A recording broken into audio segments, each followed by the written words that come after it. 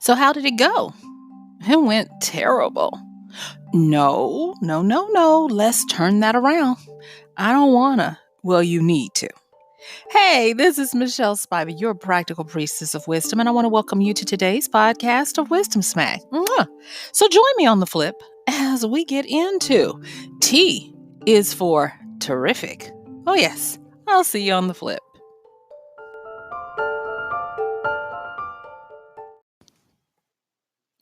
Bad grammar aside, on the A part, the whole idea of something having gone terribly instead of terrible, of course, I was trying to do something, but never mind. Uh, so the word terrible, terror, terrify, tremendous, all of those things, all of those words live in the same family. And I was looking at some things that I am working with, and I was like, oh my gosh, this could go terribly. And right at that time, wisdom snapped me out of it and was like, no, they can be terrific. And so, of course, I went and looked at the etymology of the word terrific. And yes, terrific is still part of that family of scariness and all of that. It's even part of causing terror or fear or being frightful. But there was something about it that caught my eye, and that was this, that if we go back, like I said, looking at the birth and the evolution of a word, it will reveal a lot of things, namely when a word changes its meaning, the dates, if you can find them. So in the 1660s, that was the 17th century, that word terrific still meant frightening. Even when you look at writings of the time, whether they be spiritual, religious, or otherwise, they will use that word, uh, the great and terrific, meaning frightening, scary. And it does come from that Latin root word of terrificus, which, as I said before, means to cause terror or fear, to be frightful and or filled with fear. But there's something about the word that had a metamorphosis that in the 1880s, things started to change. So, like for instance, at the turn of the century in 1809, it started to be used for very great or severe. Instead of being filled with terror, it went down to just kind of like a punctuation on something that was irritable, as in a terrific headache. Like, what kind of headache do you have? I have a terrific headache. Instead of it causing terror, being frightful or filled with fear, now it's just not just, but it's now been co-opted to signify how great this headache is. And then we go on into the latter part of the 1800s, which is the 19th century, to where in 1988, that word completely inverts to a slang version of itself to mean excellent or to mean great in the sense of good. And so, where we now use terrific as something to be happy about. And so, of course, me being nosy and looking at, okay, why would it just drop in my gut that what I'm thinking is terrible is actually terrific? I went and of course, I looked at what was going on in the 1800s, especially in 1888. And the first thing I'm going to say is that 1888 is for America, part of the Gilded Age. Now, the Gilded Age is where it sounds just like it is. It's like you cover up something of lesser value with something of greater value, like a gold plated. Instead of it being a solid gold chain, it's a gold plated chain where that gold, when it flecks off, it's going to show the inferior product underneath. So it was that. Um, in other areas, like in Europe, the British were experiencing their new Victorian age, and the French were experiencing a corresponding age of enlightenment and those types of things. Heck, Tchaikovsky in that year released one of his most famous um, accomplishments, and the list just goes on and on. But this is what really stuck out to me. There were some quote unquote terrific things that happened in the old sense, and that was they had the great blizzard of 1888 in the north in March, where it was said to have dumped over 55 inches of snow, and it was so tremendous that 400 people perished in the blizzard, with 200 of them being in New York alone. New York, it was so much snow that New York tried to find ways to push the snow into the Atlantic. And it was so much snow that it caused massive floodings. People were displaced. And it at that time, and those dollars, $25 million worth of damage was done by people setting fires to try to keep warm alone. But not even that. Prior to that, in the beginning of the year, there was another blizzard that happened in the Midwest where 250 plus people perished, a lot of them children who were walking home from school when it hit. It's just sad. Um, Jack the Ripper has his reign of terror starting in August and finishing up in around October. He was attributed, I shouldn't say credit, but attributed with killing 5 victims that they know of in that time. But on the other hand, there were a lot of great things like in the patents were exploding, where you had Eastman filing patents for the Kodak camera. You had Thomas Edison filing patents for the movie picture, and excuse me, a lot of visual stuff happening. And then, other little things like the father of American golf demonstrating golf in an open pasture for the first time in this year. And on it goes. Van Gogh. Now this one is not good, but Van Gogh in the latter part of that year cuts off his ear after an argument with Gauguin and mails it off to a prostitute for safekeeping. I don't know what that's got to do with anything, but ooh, Frederick Douglass in the summer becomes the first African American, well, the first Black man nominated for U.S. president, and this is um, a slave, a former slave. No, excuse me, he's not a slave, a former enslaved man. Let me make sure I say the right things, because we weren't slaves, we were just enslaved. I'll say it like that. Okay, so moving on. Um, there were so many different things happening at this time. This is another one. Carl Benz, who is credited as the inventor and engineer of the automobile, has his wife take his invention out for its first tour in August of that year, and on it goes. Where just so many things were happening at this time, where it was just overabundance of things happening, and thus it makes sense that they would take a word that was meant for evil and the harbinger of doom and turn it into something that was great.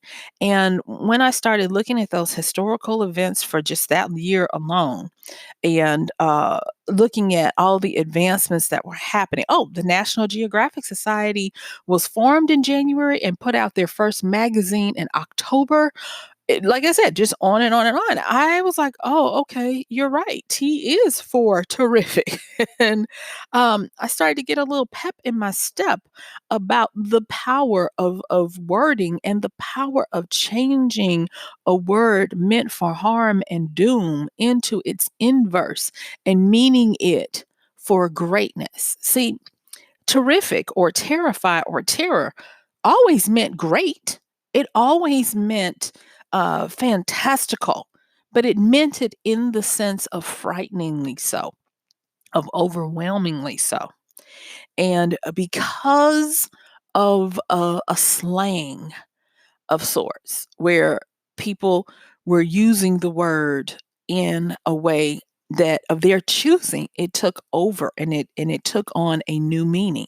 And so I want to take the time real quick to help you and us with the power of words and their meanings and their energies behind them. And first of all, I want us to understand that the American language is born out of an amalgamation of Old World English, Latin, French, and then some borrowed words from German and the Latin languages. And so we come up with this cornucopia. If we go with the majority root of our English, which came from the Old English, that is where we get that term grammar from. But the grammar term actually came from grimoire, which meant to cast a spell. Now, I could talk a lot about spell casting and all of that, and I'll just suffice it to say this, and that is the grimoire or grammar, as we are known now, was the common folks speak. And as I said before, in the Old English of that term, of those terms from the 1400s through the 1700s, it was the common speak of the common folk. And spell work, if you will, uh, was used by the commoner, especially the most disenfranchised, the least of them, which meant that it was relegated down to the females of the time. And that's where they got the notions of spells and spell casting. And because these women had to figure out a way to survive and make things work for them, they played into that. And some of them real or thinking they were real, and some of them were playing into it to gain some type of power. And so it has been said that spell work is for the least of them. Spell work is for that person who does not come equipped readily so with power. And so it's a way to gain power out of something that is not meant for your good. And thus, we come up with words like terrific, which really has its root best invested in the maleficent, the bad. But because of this power of this spell work of our language, we were able to turn it, flip it, invert it, and infuse into it a term that would go on to mean excellent. So much so that I'll say this, that terrific coming about in the 1880s. Then we move on to co-opting other terms of within this family, such as tremendous. And tremendous uh, became well, it you in the 1600s, like we were talking about. So in the 1660s, we've got terrific, which is an adjective, but it is born kind of sort of out of tremendous of the 1630s, where that actually means awful, dreadful, or terrible from the parent word of terrible, terrify, and those kinds. Okay, so terrible would be the noun, terrify would be the verb, and those came out of the 1500s, meaning to frighten or to make afraid, just like terrific. Okay, so you got all of these. You got terrify, terrible, tremendous, and with tremendous, it was fearful, to be dreaded, terrible, and it meant also to tremble at the very presence or sight of something. But lo and behold, here we move over to the latter part of the 19th century, and we start to hear a parallel change in tremendous to mean large. So you got great for terrific, and you've got large for tremendous. And this is the thing. 1888, 12 years before the turn of the century, the 1900s, which would start to signify a progressive movement for not only the United States, but for Europe, where a lot of social activism and people taking on the active participation of their future and a lot of building and growth would come about. And so these words were almost to the point where they were prophesying or foretelling of the next time to come. Because before then, you had from the 1500s all the way to the 1800s, a 300-year span of this family of words keeping their originally meant concept of bad, of frightening, dreadful, and all of that. And yet, in the 1800s, we start to get this. Blame it on the wars of 1812 or Civil War or whatever. But in our power, we turn this grammar into a grimoire of sorts and change it to spell it into something that means its opposite. And now this is the part that was crazy to me, and that was the co-opted twin of terrific, which became fabulous. Yes. Now, from the the 1400s, actually, this word, fabulous, it was fabulosus, was that word. And it meant to be mythical, legendary, or to be celebrated in fable, meaning it was rich in myths and story. It was even from fabula. Fabula means, and that's in my wheelhouse with story, that was story or a tale. And so you could now see where people are putting together words in new, delightfully exciting ways of a terrific tale, which means terrifically fabulous. And it went on where it became a sense of to mean incredible, enormous, immense, amazing, and marvelous and terrific. And so, therefore, you've now got terrific being partnered with fabulous. And I'm like, how did a word that meant to be filled with fear, to be overcome to the point of trembling from a horrific sight, become known as something that is to be a tale to be marveled at, to be marvelous, to be fabulous? And I was like, wow, that is very powerful. And so the wisdom smack that I want to talk with us about today is, what are those words, those meanings, those feelings that are lurking over us where we dread them, we fear them, or we deny them, we ignore them because they are too uncomfortable to deal with? How can we find the power to expel those words and those concepts to help us? Because after I did that, I was like, of course, this is freaking terrific. And seriously, you guys, now that I'm looking at what I am accomplishing, not trying, but what I am doing, it is terrific. It is fabulous. It is marvelous. Marvelous to behold, because what was terrible and even terrifying has become the terrific.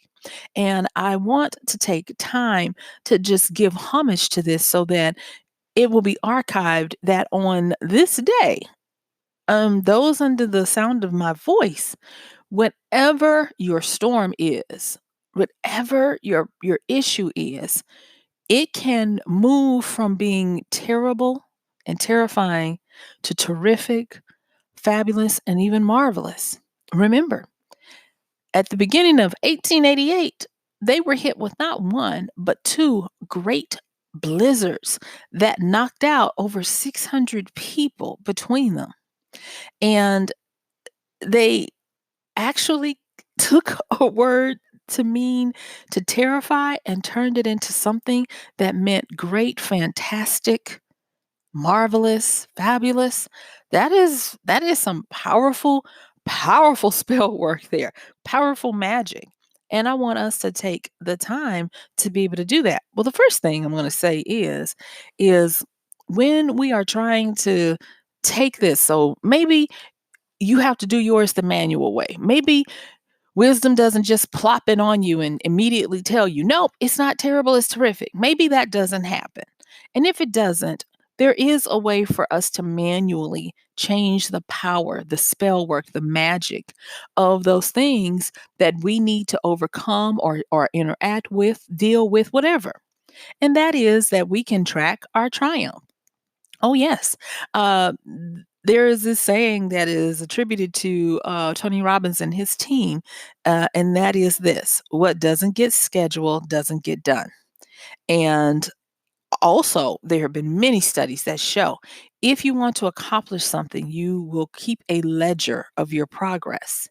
And it not only helps with accountability, it becomes a monument, a remembrance of what you are doing.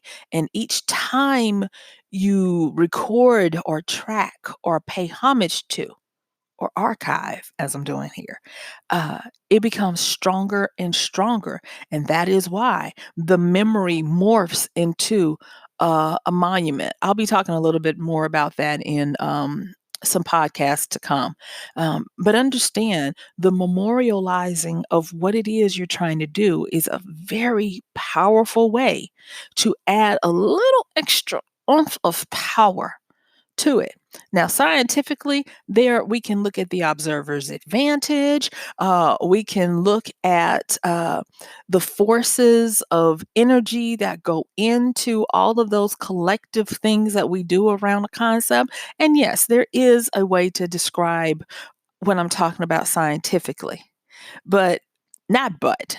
And I just want you to understand that there is a shortcut way of taking and turning what was meant for ill into your good, and that is borrow what we're talking about today. Instead of whatever it is you're facing being terrible, turn it into being terrific.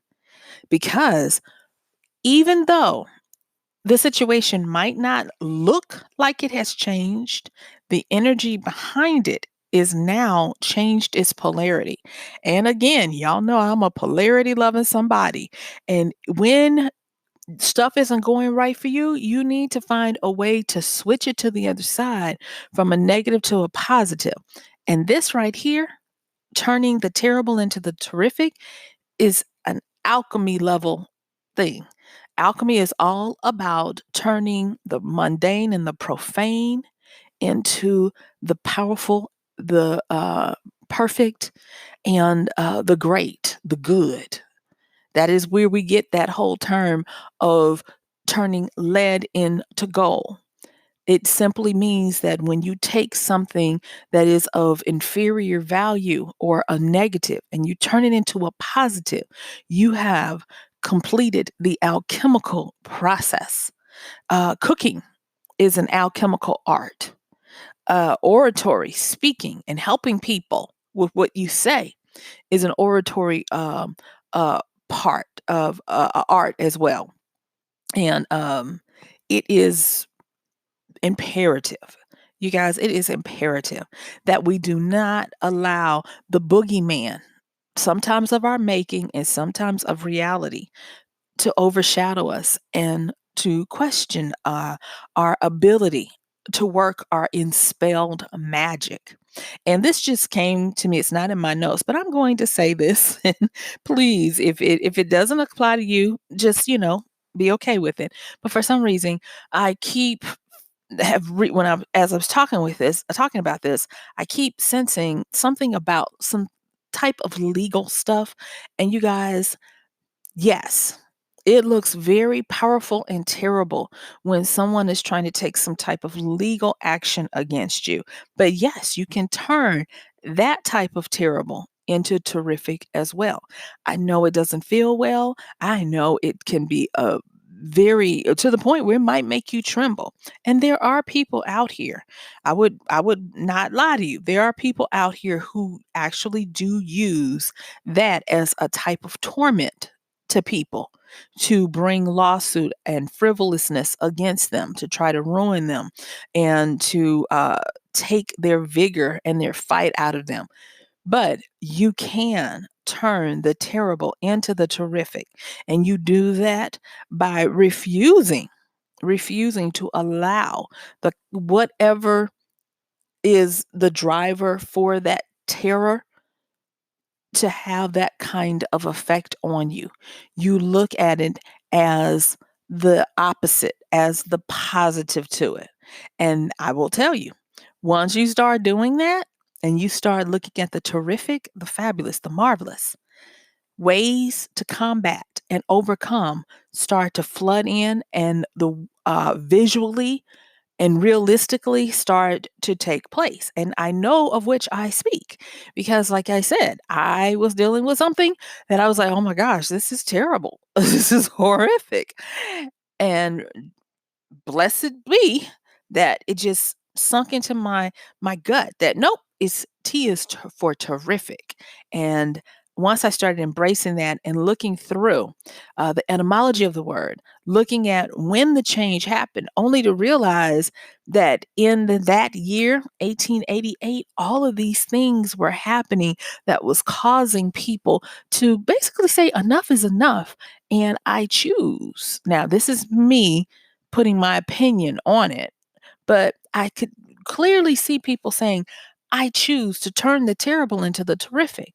I choose to not dwell on the fact that we have had these monstrous storms and we've got possibly the first serial killer out there, and people are going crazy by cutting their ears off and mailing them to prostitutes and all of the other things. I choose to look at the terrific. I choose to look at the fact that we are in the midst of an age that is moving from the superficial to the powerful. You see, this is the ending of their gilded age, and these people are at the point where enough is enough. Quit putting cold cream on cancer, and let's do something about it. And it's making way for the air and the spirit of the progressive movement of where everyone is now committed to being actively engaged in what they want for their lives and no longer uh, putting up with business as usual. And it was an inspiring thing to be able to see that and to understand that in hindsight truly is 2020. Understand that these folks were willing to embrace a newness, a new freshness about it. And that's the last thing I want to talk about when we talk about T is for terrific. I want to say this, that we can take the old, we can take the established, and we can look at it with fresh eyes, with fresh new meaning, and with fresh opportunity. And too many times I have smirked at the subtle power of the repurpose. And I have looked at it and, whatever. Um, and I don't have a lot of time, but I'll just say this, that part of what I am looking at with, part of my, oh, this is terrible, is stuff that I had lost the ability to see the usefulness and the power of it. And it came to me when I was dealing with this T is for terrific. It's like, repurpose it. And I was like, nah, I want new. I want shiny, you know? But when I started looking at it, I was like, oh my gosh, totally right. I am able to repurpose this to infuse in it a totally new life and a new purpose for its existence. And like I said, light bulbs started to go off, and I was like, oh my gosh, thank you, wisdom. I am able to use this. Who says I have to use it just for the purpose that it was originally received or obtained? I do not. All I have to do is to turn the terrifying of, oh my God, I got all this junk. How am I going to get rid of this? How am I going to, do this and make room and all this kind of stuff? To being able to see with new eyes, those types of things. And so, as I am closing it down, because my time really is up, y'all, I'm going to ask you that whatever area in your life seems to be terrible, it just is not working, whether you're dreading it, whether it seems tremendous in the bad way, or whatever. Dare to turn that into terrific and look at things with a new sense of joy, of power. And for those of you out there with repurpose, for that person or persons that has this looming legality stuff, trust and know that it can turn out to be a terrific thing for you. And with that, guess what, y'all? My time really is up. I gotta go. This has been Michelle Spiva, your practical priestess of wisdom, with another podcast of Wisdom Smack. Mwah! Love you dearly. Don't forget to support us by using our Amazon link at michellespiva.com/AMZ. That's going to do it, and I'll see you later.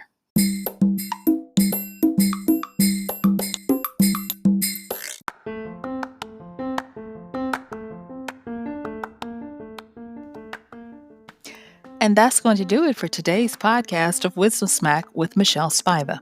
If you like this podcast, please help us get the word out. Like, comment, subscribe, and even share.